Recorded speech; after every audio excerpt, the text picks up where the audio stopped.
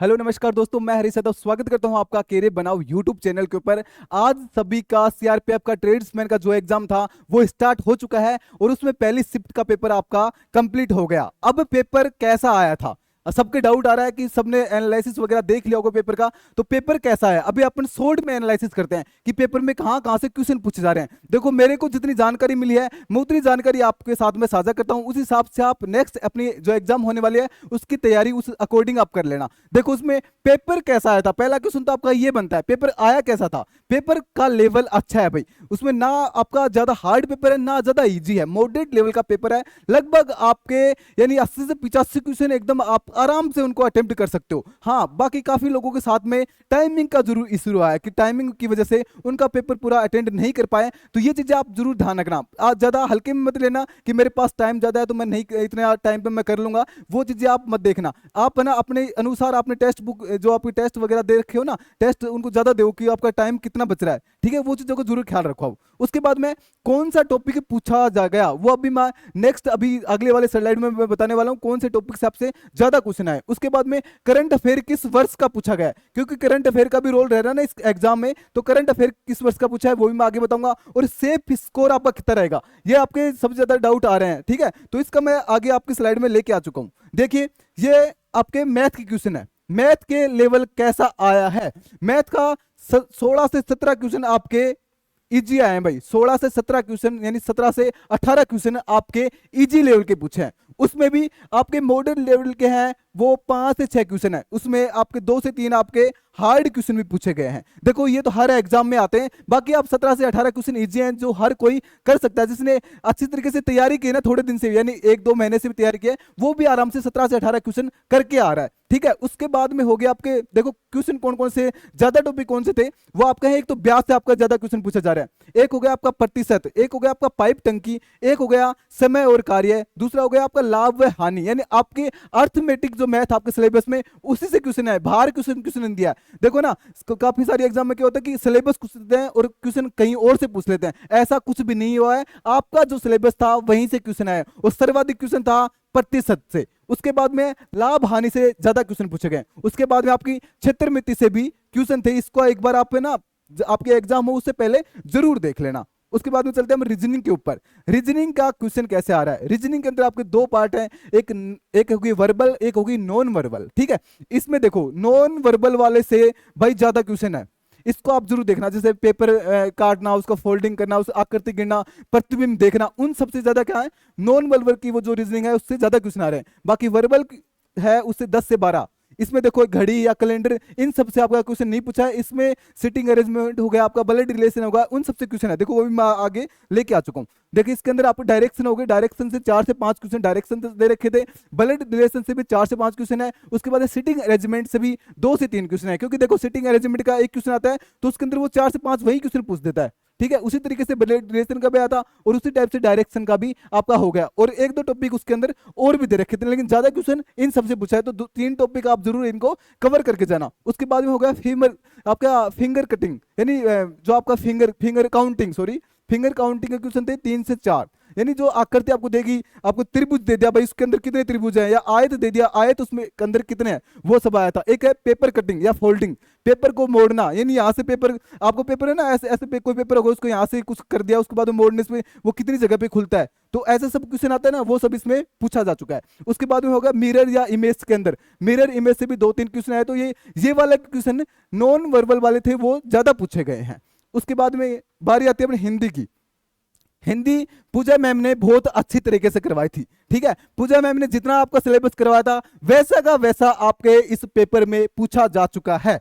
कौन कौन से टॉपिक थे, गद्यांश के क्वेश्चन हमने करवाए थे, पूजा मैम ने गद्यांश के क्वेश्चन करवाए थे, 5 क्वेश्चन गद्यांश के अंदर है, और इसमें आतंकवाद से रिलेटेड आज आपकी जो फर्स्ट शिफ्ट हुई आतंकवाद से रिलेटेड, उसके अंदर एक गद्यांश था, उसके अंदर 5 क्वेश्चन सीधे उसमें ही पूछ लिए। उसके बाद में हो गया विलोम शब्द से क्वेश्चन थे, उसमें पर्यायवाची थे, शब्द शुद्धि से थे, संज्ञा से थे, संधि से थे, समास से थे, सर्वनाम से थे और लिंग से थे। उसके बाद में आपका विशेषण हो गया, मुहावरे हो गए, शब्दार्थ हो गए, और एक अनेकार्थक शब्द है उसमें से भी क्वेश्चन पूछा गया है। उसके बाद में नहीं पूछे गए, देखो इन टॉपिक पे आप ज्यादा ध्यान मत देना भाई, इनसे इस पहली वाली शिफ्ट में क्वेश्चन नहीं पूछा गया है।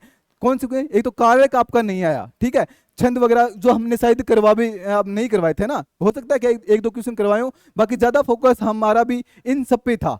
और ये यहाँ से ही है आपका क्वेश्चन उठाया है भाई, ठीक है।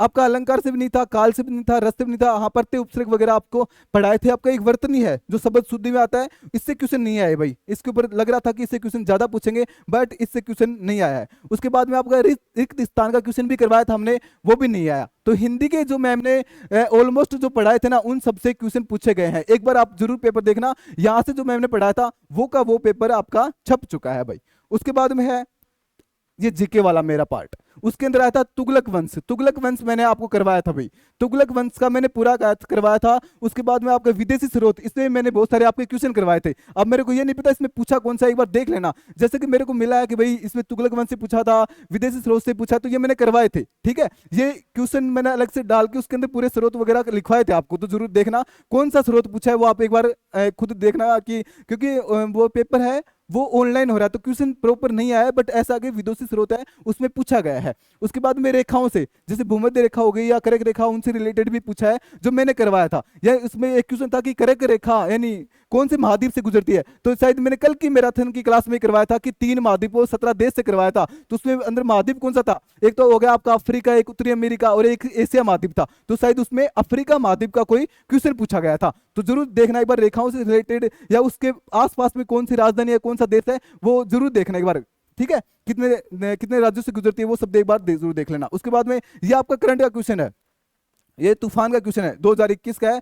ताउते तूफान कब आया था, ये रिलेटेड था कि कौन से देश से निकला है, एक इससे रिलेटेड ये क्वेश्चन ये आया था। 2021 में तूफान आया था ना, उसके बारे में पूछ रहा है क्या नाम था उसका। एक आया था दिल्ली सल्तनत, मैंने दिल्ली सल्तनत करवाई थी भाई, क्रम से करवाई थी कि दिल्ली सल्तनत का कौन सा राजा कब का क्या है, मैंने पूरा उसके अंदर करवाया। उसके बाद में गुफाएं, गुफाएं के बारे में 3 से 4 बार बता चुका हूँ, जैसे कि अजंता या एलोरा की जो गुफाएं हैं, कितने रुपए के नोट पे हैं। अब क्वेश्चन क्या आया था वो आप लोग देख लेना, क्वेश्चन नहीं पता मेरे को। हाँ और सुनो, जो लोग अभी मेरी वीडियो देख रहे हैं जिनका पेपर हो चुका है, तो इनसे रिलेटेड आपके जो क्वेश्चन आए वो इस वीडियो के कमेंट बॉक्स में जरूर लिखना, क्योंकि आपके जो साथी हैं जिनका बाद में एग्जाम है तो उनको इससे हेल्प मिल सके कि भाई क्वेश्चन प्रॉपर पूछा क्या गया है, ठीक है।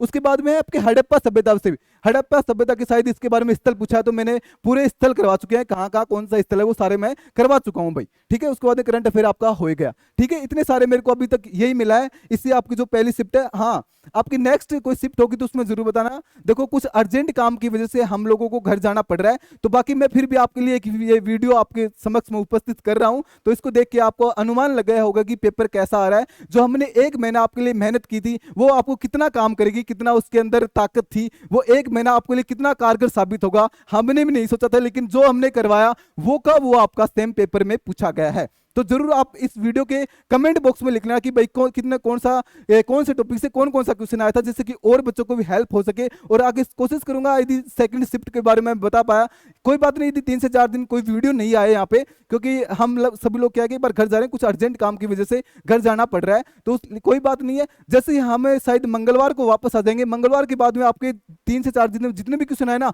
उसको मर्ज करके आपके बीच में उपस्थित कर देंगे, ठीक है। और जैसे कि आपकी 14 तारीख तक एग्जाम चलेगी तो हम उसमें पूरा कवर कर देंगे, जो भी आपकी नेक्स्ट कोई एग्जाम आगामी कोई भर्तियां होने वाले हैं, तो उन आपको पता चले कि हमने जो पढ़ाया वो कितना आ रहा है और कैसा आपका लेवल आगे रहने वाला है, ठीक है। आपका बात करें सेफ स्कोर की, तो वो अभी हम कुछ नहीं बता सकते, क्योंकि आपको लगभग 75 के अबो तो आपको करने पड़ेंगे भाई, ठीक है। 75 के अबो आपको सही करने पड़ेंगे, क्योंकि आपका जो पेपर है वो ज्यादा हार्ड नहीं है, इजी लेवल में आ रहा है। तो इतने तो लगभग आप अपना टारगेट बना के रखो कि मैं 75 तो मैं आराम से कराऊं, और कर भी सकते हो। यानी कि रीजनिंग और मैथ के अंदर देखो, रीजनिंग हो गया और मैथ हो गया, उसके 23 से 24 क्वेश्चन आप आराम से कर रहे हो रीजनिंग के अंदर, और मैथ में 16-17 क्वेश्चन वो इजी आ रहे हैं, तो लगभग आप 19-20 क्वेश्चन उसमें भी कर दोगे। उसके बाद में हिंदी हो गया, हिंदी में भी आप पूरे क्वेश्चन कर सकते हो, 24 से 25 या 23-24 आप क्वेश्चन कर सकते हो। रही बात जीके की, जीके बड़ा सब्जेक्ट है, लेकिन इसमें भी आप 15-16 क्वेश्चन कर सकते हो, जो आपके जीके आपके जो मैंने करवाया था वहां से मिल जाएंगे, ठीक है। तो आपका ऐसा करके क्या हो गया,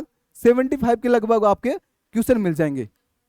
ठीक है, जीके का लेवल थोड़ा ज्यादा है भैया ना, जीके का लेवल टफ आ रहा है, तो आपको इसमें ध्यान रखना पड़ेगा। जैसे मैंने भी पूरी कोशिश की थी कि एक महीने में आपको ज्यादा से ज्यादा चीजें करवाई जाए, क्वेश्चन के माध्यम से मैंने पूरा उसका एक्सप्लेन के साथ में करवाया था, बट थोड़ा सा ना लेवल उसका थोड़ा ज्यादा टफ आ रहा है। फिर भी आपको ना 15-16 क्वेश्चन आप आराम से इस एग्जाम में कर दोगे। उसमें से लगभग हो सकता है कि 10 से 12 क्वेश्चन हमारे जो मैं क्लास करवाया था उसके अंदर से एज इट इज मिल जाए। उसके बाद में आपने भी तो इतने दिन तैयारी की थी, तो 10 से 12 क्वेश्चन आप लोग भी कर दोगे। ठीक है, मेरे को उम्मीद है आपको जो हमने पढ़ा है वो सारा चीज समझ में आएगा। इतनी देर जो मैंने जानकारी बताई वो भी आपको समझ आई होगी। और आप कमेंट जरूर करना कि आपकी जो एग्जाम उसका अंदर कौन सा पेपर आया था, वो सारे आप बता देना। 3 से 4 दिन आपको जो भी एग्जाम होगा इसी वीडियो के कमेंट में आपको जरूर करना है। और हाँ, आपके जो भी पेपर होता है तो मैं नंबर लिख रहा हूँ मेरे, इसके अंदर आप भेजने देना। ठीक है, जिस दिन जानकारी ये मिली है उस वो फिर वीडियो क्या क्या अच्छी बनेगी। फिर ये हो गया सब।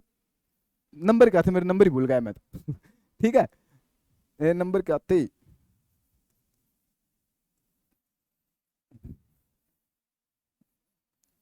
72, 40, 33, 51 और 19, ये नंबर है भाई। ठीक है, इस पे व्हाट्सअप जरूर कर देना। आपके जो भी एग्जाम होते हैं उसके अंदर जरूर करना। ठीक है, आप लोगों का क्योंकि हेल्प हो सके, जितने ज्यादा लोग हमें बताएंगे क्वेश्चन के बारे में उतना ही हम आपको बता पाएंगे। ठीक है, मैंने शॉर्ट में आपको 10 मिनट के अंदर सारी चीजें बता दी हैं। ठीक है, फिर मिलते हैं नेक्स्ट वीडियो के अंदर, तब तक के लिए नमस्कार, जय हिंद, जय भारत, ऑल द बेस्ट सभी को, अग्रिम शुभकामनाएं अपने एग्जाम के लिए। Thank you.